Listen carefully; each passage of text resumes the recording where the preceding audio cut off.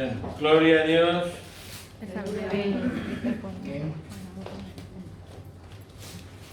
¿Cuántos creen que estamos en una batalla?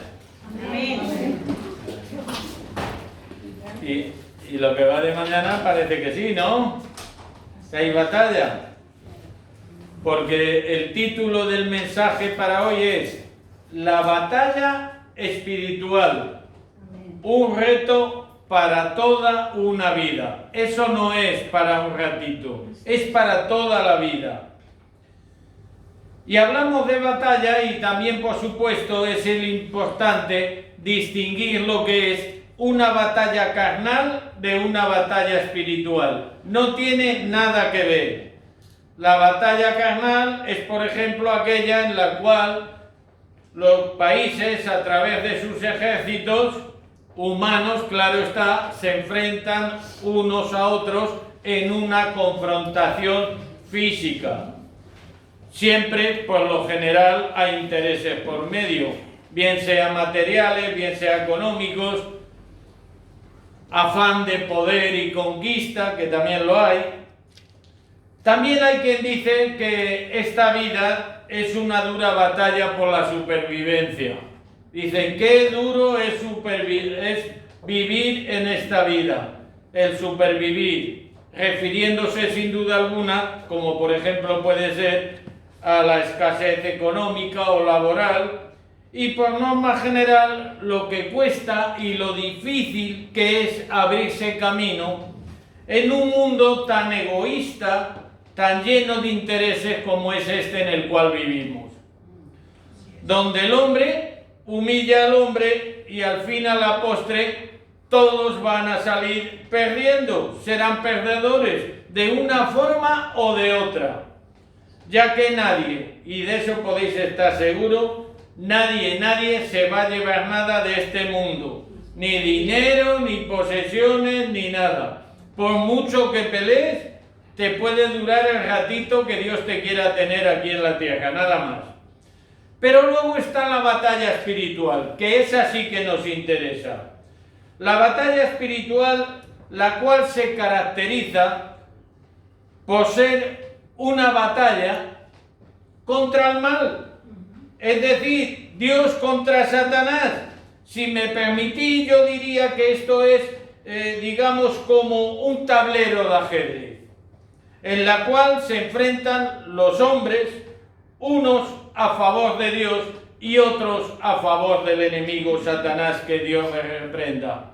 Pero aquí hay una diferencia muy grande. La gran diferencia es que el resultado de antemano ya se sabe y está escrito. Porque Cristo ya no solo ganó la batalla, sino que ganó la guerra en la cruz del Calvario para nosotros. Amén. ¿Cuántos pueden decir gloria a Dios? Gloria a Dios. Pues si esa gloria se la des a Dios, como para pedir un aplauso para mí. Pero aun a pesar de haber ganado ya Jesús la guerra para nosotros, cada uno tenemos que librar, y eso no hay duda, nuestras propias batallas día a día. ¿O acaso cada vez que abrís los ojos por la mañana no comienza una nueva lucha? Empezando por los perezosos. Madre mía, a las 10 de la mañana y me tengo que levantar. Si yo llevo desde las 5 y no me he muerto. Desde que nacemos hasta que el Señor venga o nos llame a su presencia. Eso es lo que va a durar esta batalla. Pero aun a pesar de que esta batalla es nuestra y tenemos que librarla cada uno, cada día, no estamos solos. ¡Qué bien! ¡Gloria a Dios! Recordemos lo que nos dijo el Señor y Él siempre cumple. Si alguna vez te sientes mal, lo que me espera hoy, vaya día, acuérdate de lo que te dijo el Señor. He aquí que yo estoy con vosotros todos los días hasta el fin del mundo. Amén. En Mateo 28:20, que ya sé que lo sabíais todos hasta la cita. Y esta batalla espiritual no es como la batalla física que tiene lugar en la tierra, no. Esta batalla se libra en el ámbito espiritual, en los aires. Pero el desarrollo, fijaros, aunque se libran los aires, el desarrollo de la misma tiene consecuencias físicas terrenales, así como también eternas. O sea que tiene trascendencia esa batalla que libramos cada día. No olvidemos que a fin de cuentas que el príncipe de este mundo es Satanás y nosotros vivimos aquí en la tierra. Pero contamos con algo muy importante: la semejanza y la fuerza que Cristo nos da con la ayuda del Espíritu Santo para poder derribar toda fortaleza de maldad. Gracias, Señor. Y nuestra mayor fuerza es que Cristo gobierna aun en medio de nuestros enemigos y tiene todo el poder, tiene toda la potestad, o lo que es igual, Cristo tiene toda la autoridad. Amén. Y ahora vamos a pasar a la lectura bíblica que tenemos para hoy. Y la vamos a encontrar en la epístola del apóstol San Pablo a los Efesios, en el capítulo 10, versos del 10 al 20. La armadura de Dios. Amén. Y dice así: por lo demás, hermanos míos, fortaleceros en el Señor y en el poder de ¿qué? De su fuerza. Como veis, el apóstol Pablo en ningún momento nos dice que vayamos en nuestras fuerzas. Para nada. Nos insta a buscar los medios para fortalecernos, pero eso sí, siempre en el Señor. Por mucho que queráis, aunque vayáis todos los días al gimnasio, las fuerzas físicas del ser humano no valen para nada para combatir esta batalla espiritual que cada día tenemos que librar. Si miramos, por ejemplo, en el diccionario la palabra acechanza, porque vemos que aquí en el verso 11 dice: vestíos de toda armadura de Dios para que podáis estar firmes contra las acechanzas del enemigo. Por eso os digo, yo he tenido la curiosidad, porque ya sabéis que soy muy curioso, y mirando el diccionario la palabra acechanza, veo que la define como acecho, espionaje, persecución cautelosa. Y en cambio, si vemos acechar, que a fin de cuentas sería pasar a la acción, la define como observar, aguardar oculto con algún propósito. Y yo digo, ¿y acaso no es esto lo que hace el diablo con nosotros? ¿No nos observa, no nos espía, nos persigue sigiloso y oculto? ¿Y todo eso para qué lo hace? Para conocer nuestras debilidades y hacernos caer. El enemigo, recordemos que él no puede saber lo que nosotros tenemos en nuestra cabeza. Eso lo sabe Dios, pero él solamente puede saber las actitudes que hacemos, los pecados que cometemos y de la forma en que vivimos. Y entonces él lo único que se dedica es a observar, a ver por dónde le pillo a este, a ver qué debilidades tiene, que lo voy a tentar para que tenga más, por si se le hace corto. Es decir, esto lo hace para que pequemos y para que nos condenemos por toda una eternidad. Eso es lo que hace el enemigo. Pero sigamos con el verso 12. Porque no tenemos lucha contra sangre y carne. Puedes decírselo al de al lado: te has salvado. No tengo lucha contra ti. Ni contra carne ni contra sangre. Sino contra principados, contra potestades, contra gobernadores de las tinieblas de este siglo, contra huestes espirituales de maldad en las regiones celestes.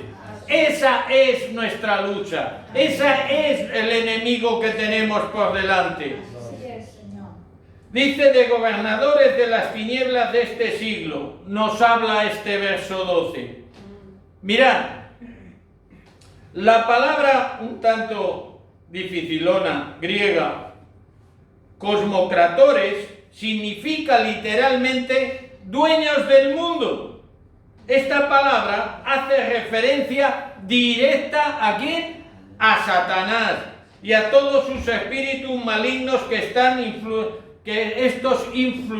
influenciados para este mundo. ¿Por quién? Por delegación suya de Satanás. Es quien los envía para que hagan ese mal. Vemos aquí también la palabra siglo que nos dice, pero tenemos que saber que la palabra siglo, que en esta ocasión es un arcaísmo castellano que significa mundo.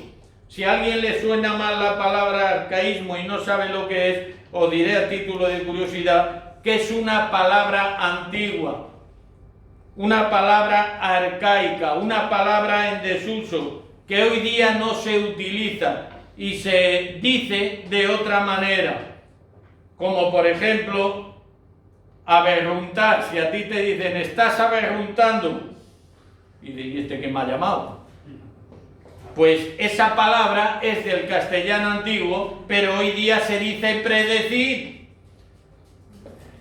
Y hay una palabra que así entre nosotros y que nadie se entere, de vez en cuando la pastora me llama a mí, lo que pasa es que me lo llaman en castellano actual, no antiguo, que es abarrullar. ¿Sabéis lo que es eso? Un desordenado. Déjame todo en orden. El otro día cuando estaba escribiendo este mensaje le dije, Gloria, ya no te voy a abarrullar nada, y se me quedó mirando como diciendo, ¿este que me ha llamado? Digo que no voy a desordenar. Pues la palabra siglo antes significaba mundo. Pero bueno, si queréis vacilar a alguno, le decís, ¿qué abarrullador eres? Y de aquí a que lo sepa te ha dado tiempo a salir corriendo. Bueno, seguimos con el verso 13.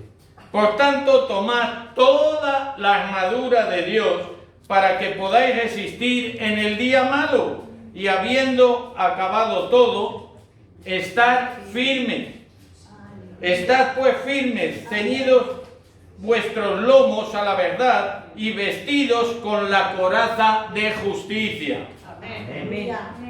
Y calzados los pies con el apresto del Evangelio de la paz. Amén. Sobre todo tomad el escudo de la fe con que podáis apagar todos los dardos de fuego del maligno. Bueno, todavía os queda más amén, ¿eh? Tomad el yelmo de la salvación y la espada del Espíritu, que es la palabra de Dios. Orando en todo tiempo, con toda oración y súplica en el Espíritu, y velando en ello con toda perseverancia y súplica por todos los santos. ¿Y quiénes son santos? Nosotros. Nosotros. Y si alguno no lo es, que se quede un rato después del culto, que voy a orar por él. Y por mí, a fin de que al abrir mi boca me sea dada palabra para dar a conocer con denuedo el ministerio del Evangelio, por el cual soy embajador en cadenas, que con denuedo hablé de él como debo hablar. Vamos a ver. Aunque, como decía, son muchos los que dicen que este mundo es una auténtica batalla, tenemos que entender y comprender en todo momento muy bien que nos encontramos en medio de una batalla. ¿Sí? Una batalla auténtica, pero su naturaleza es 100% espiritual y no física, no carnal. Esto nos lleva a tomar, o nos tiene que llevar a tomar, decisiones importantes y de un gran calado trascendental, como es el equiparnos bien, estando preparados para esa batalla tan importante espiritual que tenemos cada día. Por supuesto, si queremos salir en victoria, tenemos que equiparnos bien, usando con toda eficacia todos y cada uno de los recursos espirituales que Dios ha puesto a nuestra disposición, porque Dios no nos ha dejado ahí y ha dicho apañárosla como podáis, no. Él ha puesto medios para que podamos salir en victoria en esta batalla, para vencer. Medios como es la fe, como es la oración, como es el ayuno, como es el escudriñar la palabra. Además, estas que cada una de ellas vienen de parte de Dios y nos llevan a estar aún encima en comunión con Él. ¿O acaso cuando oramos o leemos la palabra o ejercemos nuestra fe o estamos en ayuno, no estamos en comunión con el Señor? Las cuales, ejerciéndolas, lo que hacemos es alejar al enemigo de nuestras almas de nosotros. Podemos ver también cómo Pablo exhorta a los cristianos. ¿A qué les insta Pablo a los cristianos de su tiempo? A fortalecerse. Pablo sabe que tendrán batallas y en muchas ocasiones serán muy duras de sobrellevar. No van a ser fáciles para nada. Como hemos dicho ya, no serán carnales, sino espirituales. Batallas más duras de pelear. Las batallas espirituales no se combaten con armas carnales, ya que tú en ningún momento vas a ver a tu enemigo. Qué difícil es pelear con alguien que no ve, ¿no? Es muy difícil. Entonces Pablo quiere mostrarles qué armas son las adecuadas y eficaces para enfrentarnos a un enemigo de estas características, al cual no vemos, pero que intenta por todos los medios infligirnos mucho daño. No olvidemos que Pablo en este tema es un gran veterano en este tipo de batallas espirituales. Pablo tiene una gran experiencia. La experiencia más grande que tuvo, como todos sabemos, es cuando el Señor se le apareció camino de Damasco. Pero Pablo exhorta en primer lugar a los efesios ¿a qué? A ser fuertes. Y una forma de ser fuertes en el Señor es creciendo, no quedarse estancados. Y cuando hablo de creciendo, no creciendo lógicamente físicamente, sino espiritualmente. Amén. Pero también hay algo muy importante, y es que les hace saber que ese crecimiento, así como su fortaleza, son obras del Señor. Tienen que venir de parte de Dios y no de ellos mismos, porque ellos nosotros lo único que podemos hacer es tener la voluntad y el deseo en nuestro corazón de ser fortalecidos por Dios a través del Espíritu Santo que mora en cada uno de nosotros. Amén. Entonces, ¿qué hace? Pues les exhorta a crecer en el Señor, así como en la intensidad de su fortaleza. Lógicamente, ya digo que habla de fortaleza divina, no de fortaleza humana. La fortaleza humana, como decía hace un momento, no sirve absolutamente para nada en la batalla espiritual. Es totalmente nula.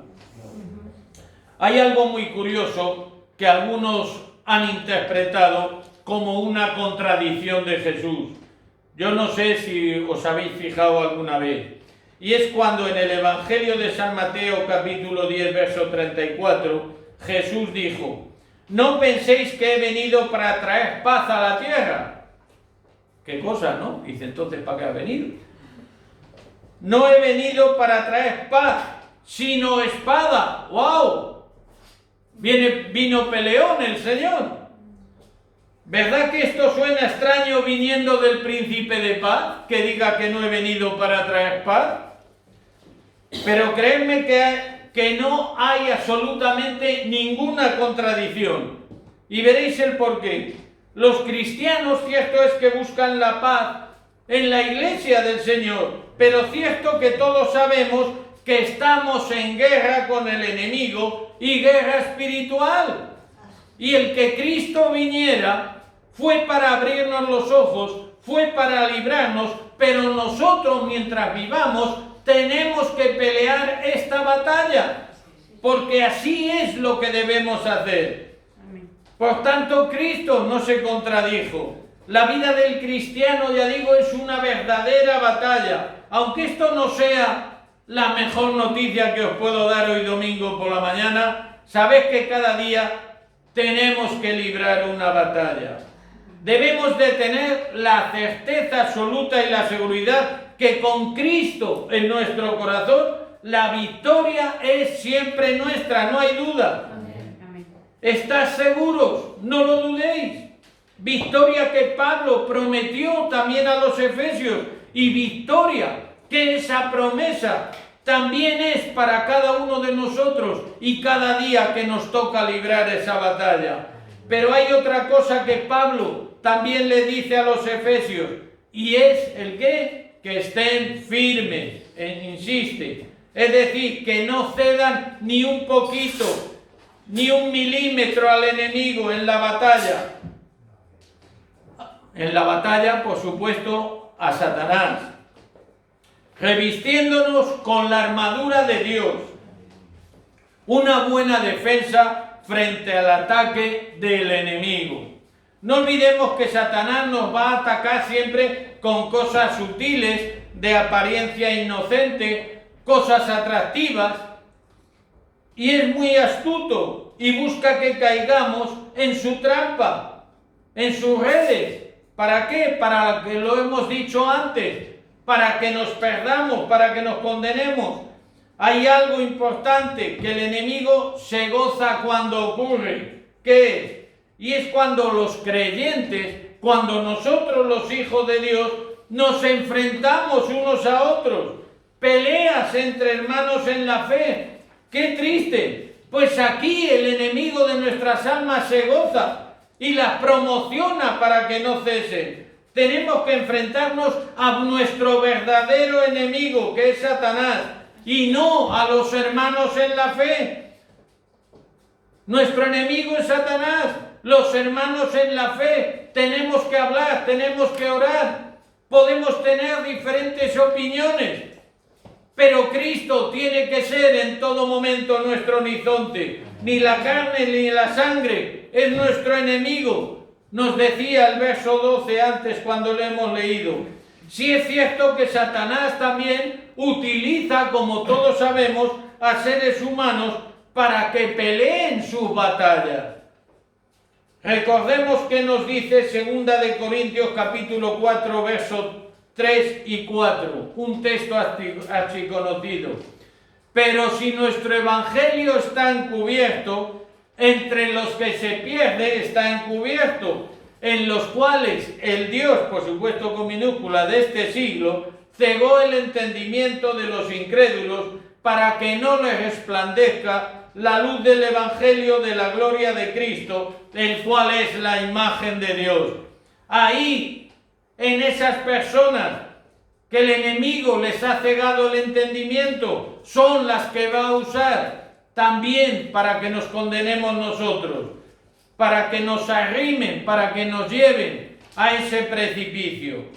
Seamos honestos y vamos a reconocer que en muchas ocasiones también los cristianos luchamos con poderes de las tinieblas usando sus métodos. ¿Qué me dice, pastor? De verdad. Repítamelo otra vez, que es que no lo oigo bien. Que los cristianos muchas veces usan métodos que el propio enemigo usa. ¿O acaso no hay cristianos que murmuran y mienten? ¿Conocéis alguno? ¿Conocéis algún cristiano que mienta? ¿O que murmure?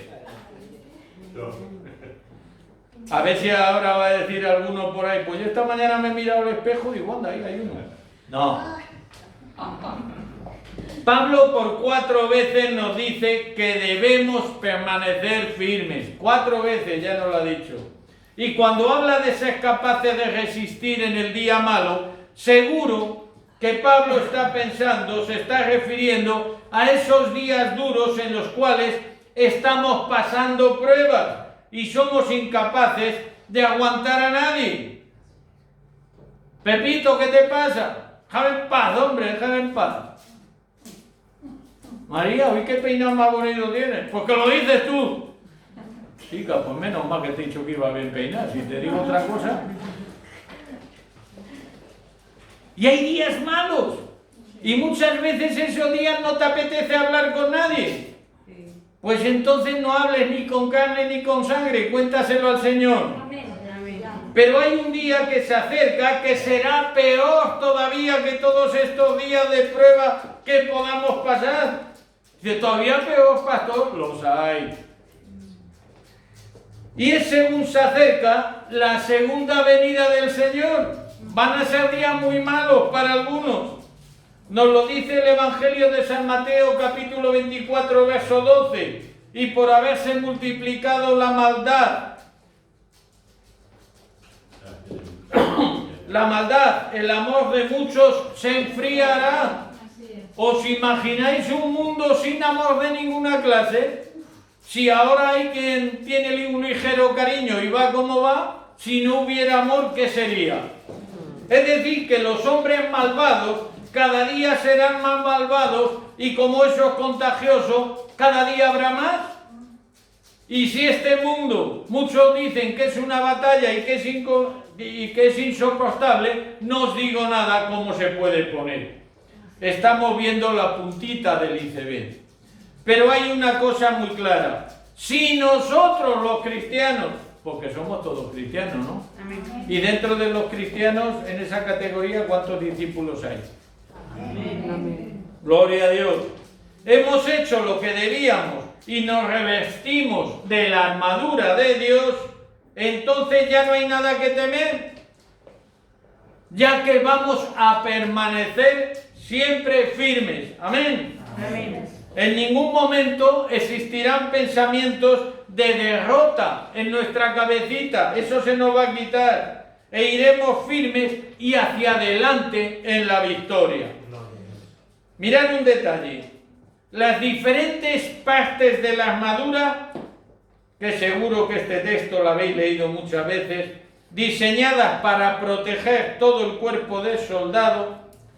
Hay una cosa, no sé si os habéis dado cuenta, viene para proteger todo el cuerpo, desde la cabeza hasta los pies, pero hay una parte que no está protegida. ¿Cuál es? La espalda. ¿No os habéis dado cuenta? Que la palabra no nos habla nada, que la espalda queda al descubierto. ¿Y a qué no sabéis por qué? Porque los buenos soldados nunca van a dar la espalda al enemigo. Amén. Gloria a Dios.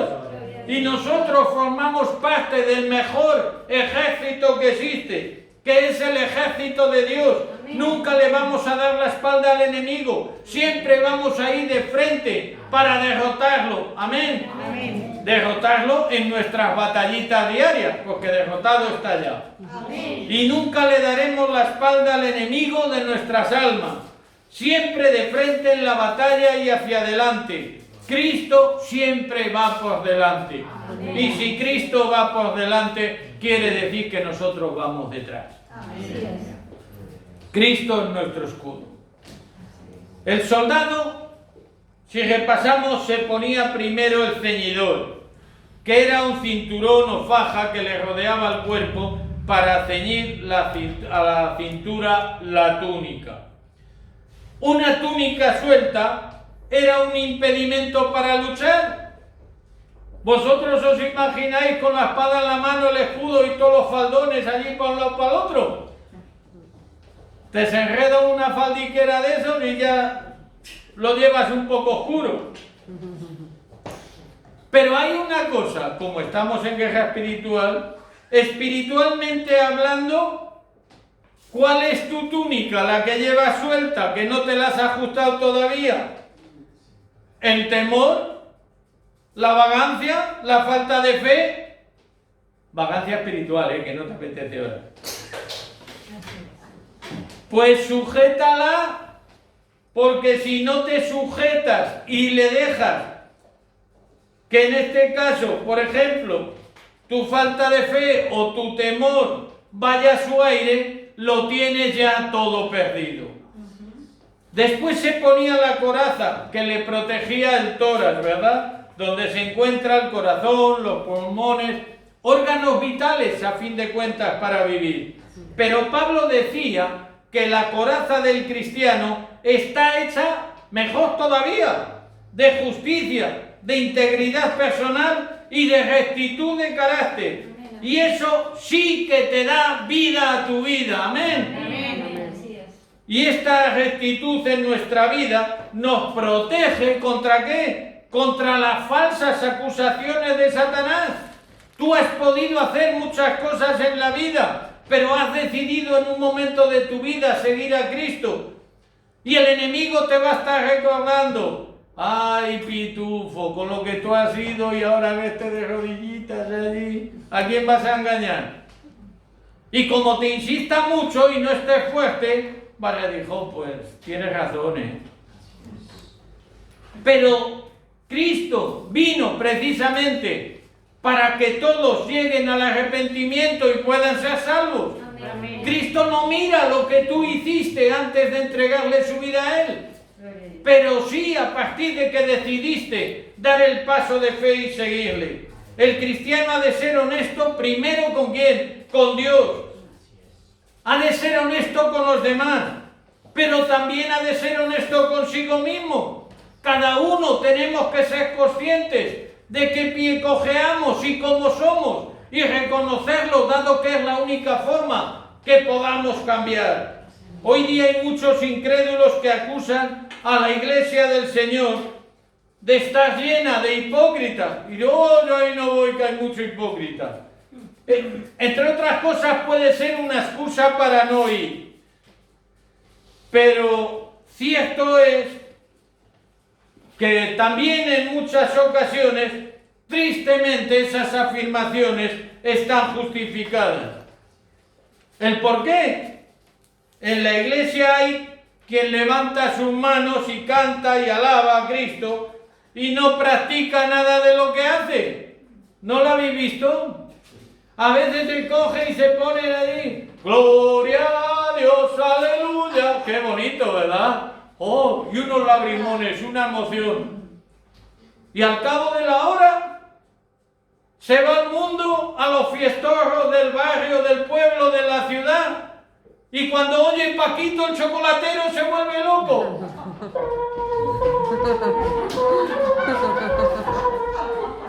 Pero ¿dónde se ha ido tu espiritualidad, alma de cántaro? Si hace una hora estabas dando la gloria a Dios. ¿Qué te ha pasado? ¿Te ha dado algo? ¿Qué tenía Paquito el chocolatero que no tuviera gloria a Dios? ¡Aleluya! ¡Qué pena!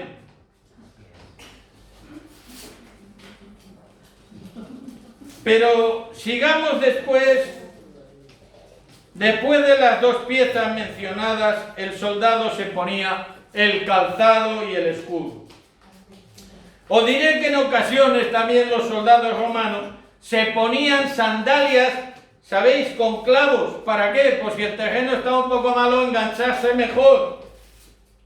¿Quieres afianzarte tú ahora? ¿Cuáles serían tus clavos espirituales para afianzarte? La oración. Esos son los clavos que a ti te afianzan al Señor. Pero Pablo nos dice que usemos las sandalias del Evangelio de la paz. ¡Gloria a Dios! Esa paz interna que nos proporciona el Evangelio es la que verdaderamente nos da seguridad y estabilidad. Mirad, decía el profeta Isaías en el capítulo 52, verso 7. ¡Cuán hermosos son los montes, sobre los montes los pies del que trae alegres nuevas, del que anuncia la paz, del que trae nuevas del bien, del que publica salvación, del que dice a Sión: tu Dios reina! ¡Gloria a Dios! Pablo sin duda tenía en su memoria las palabras del profeta Isaías cuando está hablando de los enviados a proclamar el Evangelio. ¿Y quiénes son ellos? Pues vosotros y yo, todos. Sigamos. El escudo era la penúltima pieza de la armadura que se ponía el soldado romano. Con él protegía gran parte del cuerpo.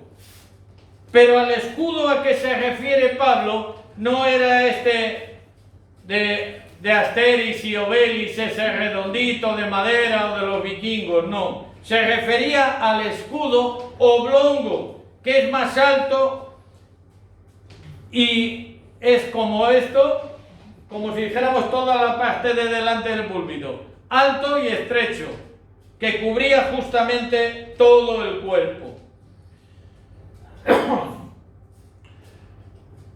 Os diré que incluso las flechas encendidas resbalaban en él, y este escudo estaba hecho de madera pulida y luego encima estaba cubierto por cuero. Y ya digo, incluso las flechas, cuando las tiraban encendidas, resbalaban en ese escudo.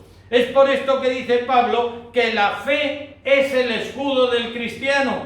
Te cubre desde los pies hasta la cabeza. Amén. Y llegamos al yelmo y a la espada. Estas dos piezas son las últimas que recibía el soldado romano. Tomaba el yelmo firmemente y se lo ponía con cuidado en la cabeza. Pues claro, los romanos no eran tontos. No iban a coger el casco y iban a hacer ¡ah! Se iban a hacer polvo la cabeza, y lo que se trataba era de protegerla, no de fastidiársela a uno mismo. Esa protección era de gran valor. El yelmo del soldado cristiano también es de gran valor, ya que es ¿el qué? Su propia salvación. Pablo dice que nos hemos vestido de la esperanza de salvación con el yelmo. La Biblia, la palabra de Dios, es la espada del cristiano. Es imprescindible para el cristiano en medio de cada batalla. Todas las piezas que hemos visto de la armadura estaban destinadas a su protección. Pero la espada, cuidado, la espada de Dios era dos cosas al mismo tiempo, no una, defensiva y ofensiva. Como arma defensiva no hay otra igual. Tenemos un ejemplo muy claro en las tentaciones que el diablo le hizo a Jesús en el desierto. Ahora no lo pongas, pero lo podéis ver quien quiera anotarlo en Mateo 4 del 1 al 10.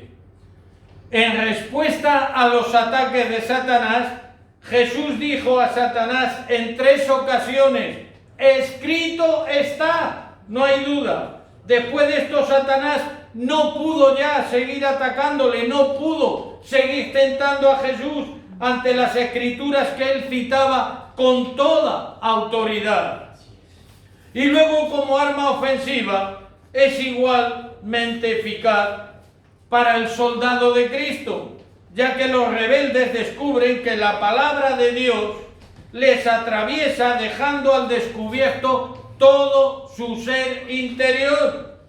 Dicho coloquialmente, se les ve el plumero. Así dice Pablo en Hebreos 4:12, porque la palabra de Dios es viva y eficaz y más cortante que toda espada de 2 filos, y penetra hasta partir el alma y el espíritu, las coyunturas y los tuétanos, y discierne los pensamientos y las intenciones del corazón. ¿Qué más?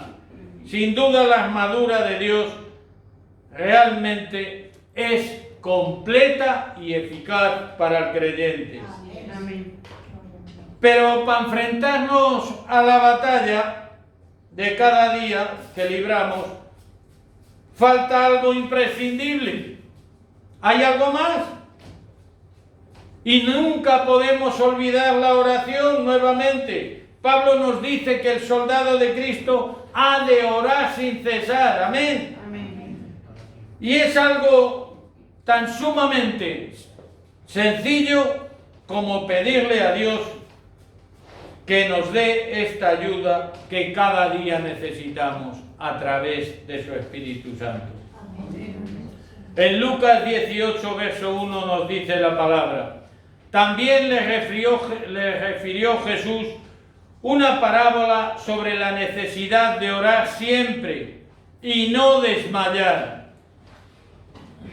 Hablando en términos militares, como ejército de Dios que somos, podría decir que la oración conecta al que está peleando directamente con el centro de mando. Porque todo soldado que está en una batalla tiene que estar en plena comunicación con el Estado Mayor, con el general que lo manda. Y la oración es esa vía de comunicación que nos pone en contacto con Dios. Amén. Amén. En la oración le contamos a Dios nuestras luchas, así como también nuestras necesidades. Y Él en medio de la lucha, a través de su Espíritu Santo, nos da esas instrucciones para obtener la victoria cada día en esa batalla. Pero seamos también sinceros, el cristiano tiene en la oración grandes problemas. Primero, la constancia. No todos tienen su tiempo diario para dedicarlos a la oración, pero no porque no quieran, porque el día tiene 24 horas. Es que no les apetece y todos los huequitos que tienen, entre comillas, les vienen muy mal. Ay, sí, hombre, esta tarde que ponen una película, mira, yo pensaba orar, Señor, pero a las 8 es el fútbol y nada más menos Madrid-Barça. Tú, Señor, eres eterno, estarás antes del fútbol y después del fútbol, luego nos vemos.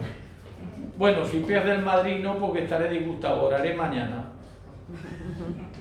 Muchos lo hacen de forma esporádica, bien por una necesidad acuciante o bien cuando se acuerdan. Los hay que hablan con Dios como el que va al médico de cabecera. ¿Cuánto dura una visita al médico de cabecera? No te da tiempo a entrar cuando ya está el otro dentro. Pues muchos cristianos hacen esa visita a Dios. ¡Ay, Señor, Señor! ¿Qué te pasa, hijo mío? ¡Ay, se me ha olvidado! Luego te veo. Luego hablamos. Pasan días y dirá Dios, pues no estará tan malito si no me ha vuelto a decir nada. Es necesario adquirir el hábito diario de la oración. Pero otro problema que tiene también el cristiano en la oración, ¿cuál puede ser? El equilibrio. Quizás muchos cristianos no oran con más constancia, es porque oran con aburrimiento. ¿Cuántos habéis visto orando y bostezando? Y sobre todo cuando se levantan por la mañana tempranito, ¡ay, voy a orar! ¡Madre mía, sí! Si me queda media hora para irme, venga al baño a lavarte, a afeitarte, o la otra a pintarse, no sé qué, que siempre se tarda más. Mira, Señor, ya cuando vuelve de trabajar, pues es la hora de comer. Y después de comer, dice, madre, qué buena estaba la fabada, Señor, mira, me está entrando una modorra. Luego cuando me levante de la siesta, oramos. Te levantas de la siesta y estás con la fabada todavía como una lavadora, dice, ¡pum! Bueno, luego ya cuando me acueste, tranquilo, que ya no tengo nada que hacer. Y cuando te acuestas, empiezas a decir, y te dice el Espíritu Santo, traduce que no te entiendo. Y cuando te quieres dar cuenta, te has dormido. Y vuelta a empezar otra vez al día siguiente. Y esto es por falta de interés. Quizás con estos 4 puntos que os voy a decir, las oraciones sean más equilibradas. 1. Pensemos la adoración. Alaba a Dios por ser quien es. 2. La confesión. Admite tu necesidad ante su presencia. 3. Acción de gracias. No te olvides. Dale gracias a Dios por todo cuanto Él hace, te guste o no te guste. Y 4. Súplica. Pide en primer lugar siempre para los demás y si te sobra para ti. Porque ese es el corazón de Dios. Ora como más cómodo estés. Eso no significa lo de antes, en la cama y durmiendo. Puedes orar en voz alta o en voz baja. Yo diré que muchas veces, normalmente, oro para mí. ¿Por qué? Porque hay cosas que al enemigo no le interesa lo que yo le digo a Dios, porque luego aprende. Entonces, Dios, como ve lo que estoy pensando, se lo digo con la cabecita. Pero si hay que dar testimonio y hay que decir gloria a Dios, aquí los jueves y lo que haga falta, se dice gloria a Dios. Amén. Y algo muy importante, cuando oramos conforme a la voluntad de Dios, podremos estar seguros que nuestra oración ha sido escuchada y contestada. Amén. Amén. Ya queda poquito. Consecuentemente y en fe podremos creer que la respuesta ya está de camino. Fijaros en algo muy importante del apóstol Pablo. Él no pide a los efesios para que pueda salir de la cárcel. Él no está pidiendo en oración ni pide oración para poder salir de la cárcel. Él pide oración por su ministerio. ¡Gloria a Dios! El anhelo de Pablo es que el Espíritu le dé palabra cuando testifique del Señor. Que no sea yo hablando, sino que sea el Espíritu Santo a través de mí hablando. Estoy seguro que si preguntara, todos podremos contar y decir muchas pruebas y muchos problemas, quizás que estamos pasando ahora mismo, y que tenemos gran necesidad de oración. Pero también estoy seguro que en esta batalla espiritual que tenemos, el reto de toda una vida, porque hasta que el Señor venga nos queda toda una vida o nos llama a su presencia, tu principal y mi principal interés tendría que ser que el Espíritu Santo te dé palabra para poder testificar y que el Evangelio se extienda por todo el mundo como pedía Pablo. Cristo, hermanos, ya ganó la guerra por nosotros y ahora nos toca a nosotros librar nuestras propias batallas diarias. Unas batallas que ya hemos visto cómo hay que pelearlas, cómo hay que librarlas para salir en victoria. Por tanto, solo deciros, seguid adelante, no os rindáis, tened fe, ya que el Señor te ha prometido esa corona de justicia. Amén. Él os puedo asegurar que confía en nosotros. Ahora en cada uno está. ¿Le decepcionaremos o no? Hermanos, que Dios os bendiga. Amén.